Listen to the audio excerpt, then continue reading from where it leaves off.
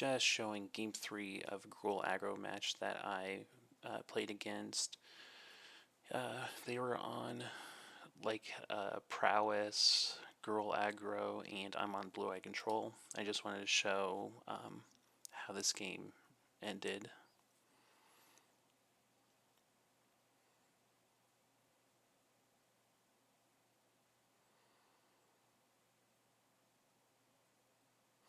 I thought it was pretty amazing that I was able to win this game.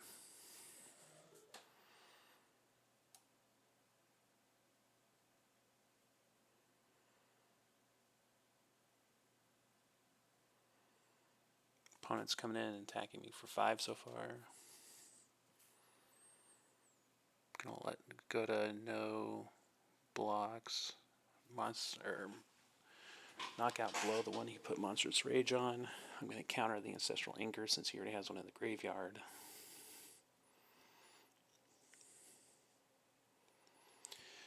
So by my turn 4, I'm already down to 6. Just be aware of that. My turn 4, I'm down to 6.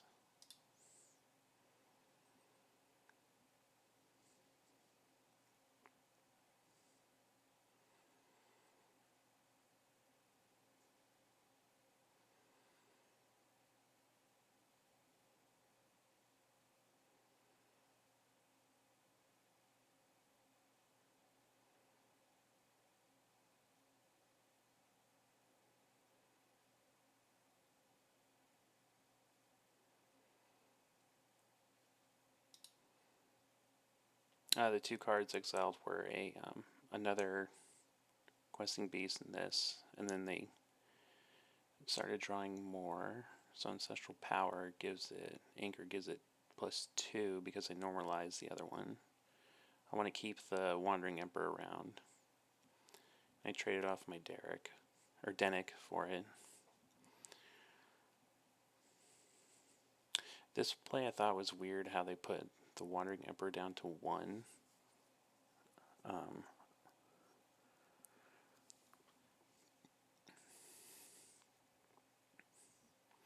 Sweep the board. They have another Questing Druid. They put in Pick Your Poison. I'm pretty sure that was just in for the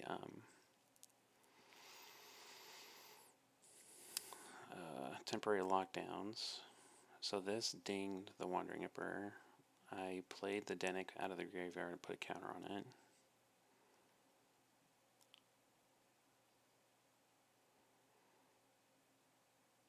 Opponent disguises the card face down, flips it up. Or no, sorry, they just played the case. They're attacking there. I'm killing it because I'm worried about a pump spell and I want to keep the Wandering Emperor around.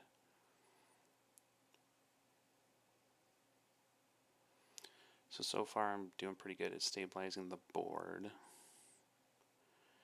Opponent flipped this on my end step, so they got to draw a couple cards.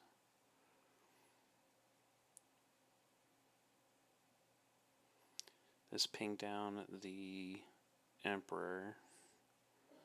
Now you can see they got a commanding board with and still 2 cards in hand because of this drawing them extra cards. And this is starting to get some power too. So I animate here.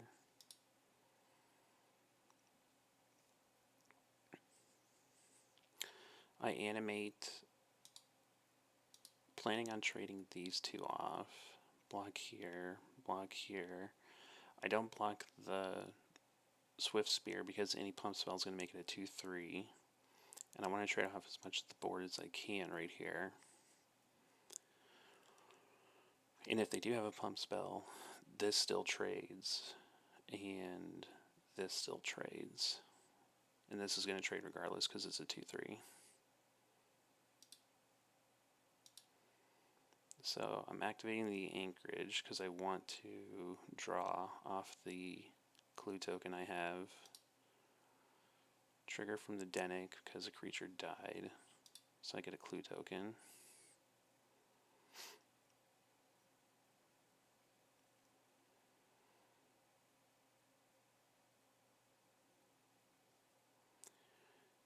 eat most of their board. Say go. I wasn't sure if I needed to get lost this thing or not. I was worried about a big threat, so I kill that one because that would have been like +3 because he already had 2 in the graveyard.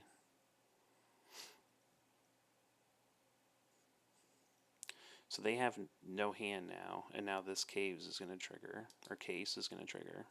So now they get to draw 2 cards on their upkeep, right? Yeah.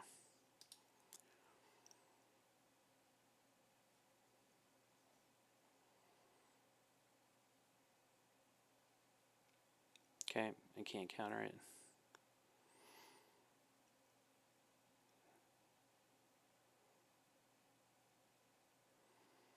I think I just make the 2, 3, and I block.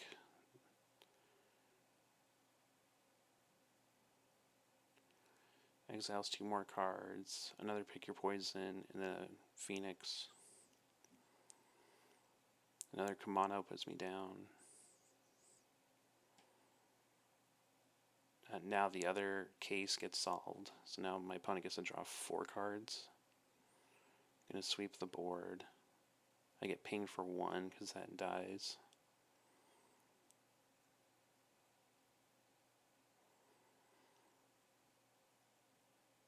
So they draw 2, they have to discard 2, and then draw 2. They found another questing beast. Here's a scamp.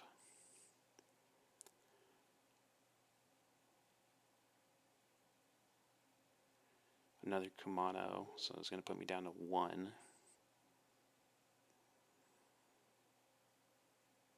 Put some Monstrous Rage on this on his turn with no haste. I think it's because it was exiled, so he had to.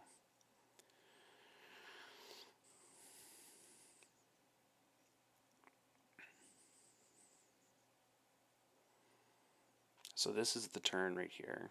That kind of decides the whole entire game. So with the trigger of the case on the stack, because there's 2 of them on the stack, they drew 2, or they discard the hand and they drew 2. And with the other on the stack, they use Monstrous Rage to plus the scamp here. So then when they go to discard, they only have to discard the 1 in hand that they drew, not the 2. And then they get to draw 2 more.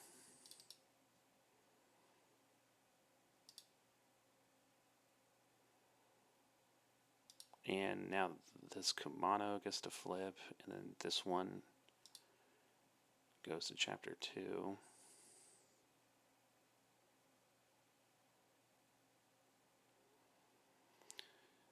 Phoenix check.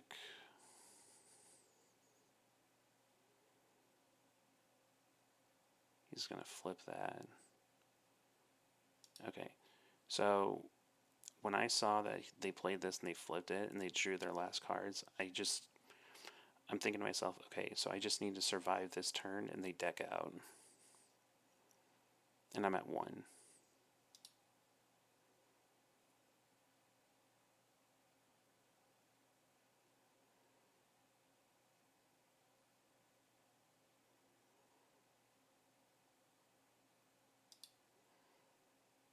Okay. So I take some time to think about this here. What I do is I'm thinking that they probably have a trick in their hand, probably like some kind of pump spell. I think I looked over at the graveyard and saw that they've already used all their Monstrous Rage. 3, 4. Yeah, so they've used all those. So I'm not worried about that one. And the only other one I saw that's an instant speed is the...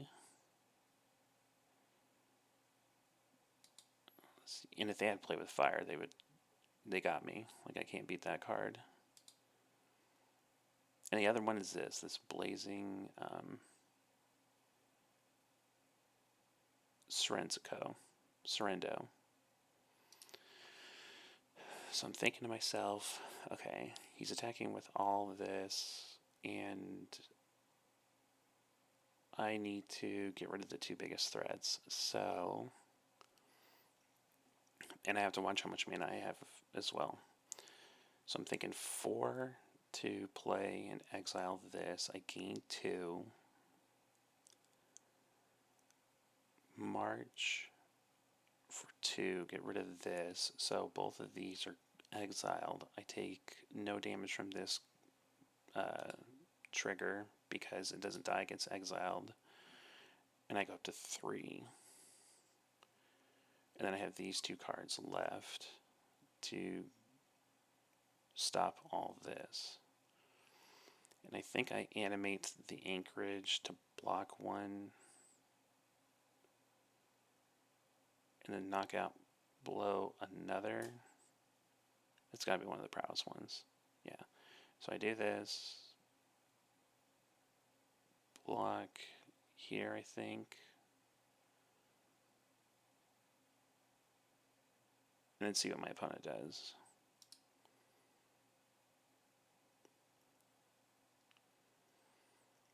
So eat that, go to 3. Exile that. Animate anchorage. Okay, so I did block there because of the prowess. Okay, yeah. I should just be blocking all the prowess. Because if I knock in below this, I go up to 5, and this is only 4 damage. And so I would go back down to 1.